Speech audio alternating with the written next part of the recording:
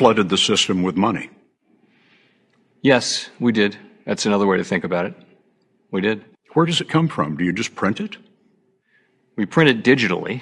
So we, as a central bank, we have the ability to create money digitally, and we do that by buying treasury bills or bonds or other government-guaranteed securities, and that actually increases the money supply. We also print actual currency, and we distribute that through the Federal Reserve Bank.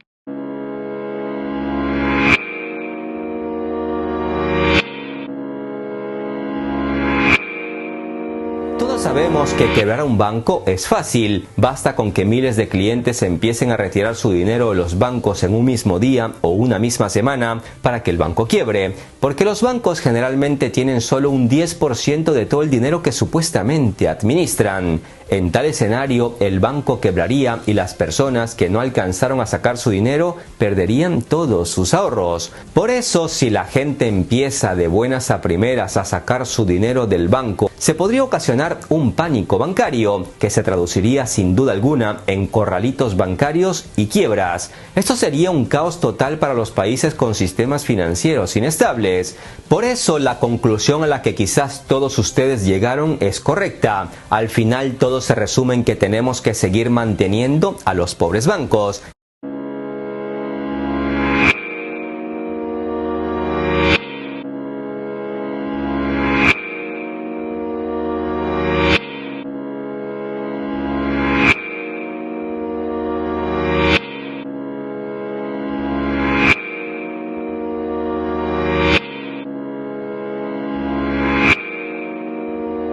EFG, Mr. Bloom has 2 minutes.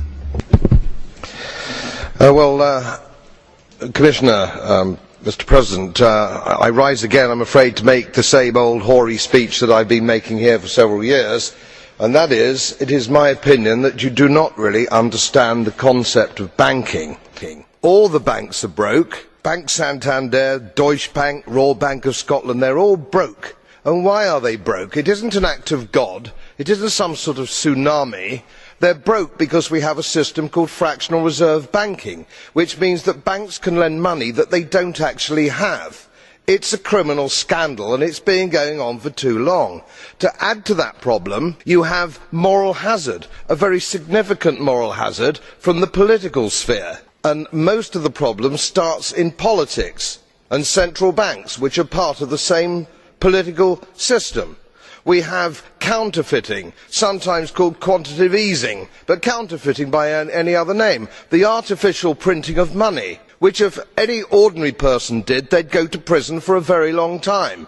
And yet governments and central banks do it all the time. Central banks repress the amount of interest that rates are, so we don't have the real cost of money. The sheer effrontery of this is quite astonishing. It's central banks that manipulate interest rates, Commissioner. And plus, underneath all this, we talk loosely, in a rather cavalier fashion, do we not, about deposit guarantees. So when banks go broke through their own incompetence and chicanery, the taxpayer picks up the tab. It's theft from the taxpayer. And until we start sending bankers, and I include central bankers and politicians, to prison for this outrage, it will continue.